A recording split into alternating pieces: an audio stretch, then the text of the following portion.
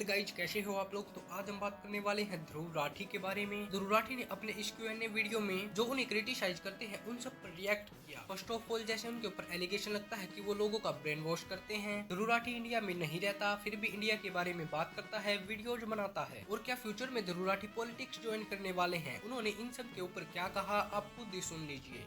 कई बार जिन लोगों को मेरे वीडियोस पसंद नहीं आते वो इस तरीके की चीज़ें लिखते हैं कि ये ध्रुव राठी तो सिर्फ ब्रेन वॉश करता है, इसे तो मैनिपुलेट करना आता है, सिर्फ एक मैनिपुलेटर है, इस तरीके की चीज़ें लिखते हैं। लेकिन मेरी राय में जब कोई ऐसा लिख रहा है तो ये बात समझ लो कि उनके पास मेरे आर्ग्यूमेंट्स का कोई काउंटर नहीं है, तभी वो ऐसी चीज़ें लिख रहे हैं। जब लोग गालियां देने लग जाते हैं और ऐसी चीज़ें लिखने लग जाते हैं, उनके पास मेरे फैक्ट्स का कोई जवाब नहीं होता और वो ये चीज़ें कहते हैं अपनी ईगो को सेटिस्फाई करने के लिए। वो इस बात को मानने को तैयार नहीं है कि उनकी राय गलत थी इस टॉपिक पर। कई लोग पूछते हैं कि भाई अगर तू इंडिया में रहता नहीं है तो इंडिया के बारे में वीडियोस क्यों बनाता है। ये एक बड़ा ही स्टूपिड सवाल लगता है मुझे। मतलब बताओ, ये लोग जो ऐसी चीज़ें करते हैं अक्सर मुझे पसंद नहीं करते, मेरे वीडियोस को पसंद नहीं करते, लेकिन ये सबसे पहले अपनी राय देते हैं। अगर इजराइल पैलेस्टीन में कुछ होता है, रशिया यूक्रेन वॉर होती है, अपनी राय लेकर पहुंच जाते हैं वहां पर। अमेरिका में रहते रहते भी मोदी के नारे लगाते हैं। बेसिकली इन्हें प्रॉब्लम इस बात से नहीं है कि मैं इंडिया के बाहर रहकर इंडिया की बात क्यों कर रहा हूं, प्रॉब्लम इस बात से है कि मैं इंडिया के बाहर रहकर इनके फेवर की बात क्यों नहीं कर रहा हूं। ओवरऑल अगर आप इस पर मेरी राय पूछोगे तो आज हम एक ग्लोबलाइज्ड दुनिया में रहते हैं। एक दुनिया के कोने में कहीं पर कुछ होता है, उसका असर अक्सर दूसरे देशों पर भी पड़ता है। अगर अमेज़न रेन फॉरेस्ट वहां पर जलाया जाता है और ब्राजील की सरकार वहां कुछ नहीं करती, उसका नुकसान पूरी दुनिया को सहना पड़ता है। हम एक ही प्लेनेट पर रहते हैं। इसलिए मेरा मानना है कि दुनिया में कहीं कुछ भी हो रहा हो, हर किसी को हक है आवाज उठाने का, अपनी राय रखने का। सवाल हो गया, लोग पूछते हैं क्या मैं पॉलिटिक्स में आना चाहता हूं। कई बार मुझे लगता है आना चाहिए, जरूरत है। कई बार मुझे लगता है नहीं, इतना बड़ा सैक्रिफाइस करने की क्या जरूरत।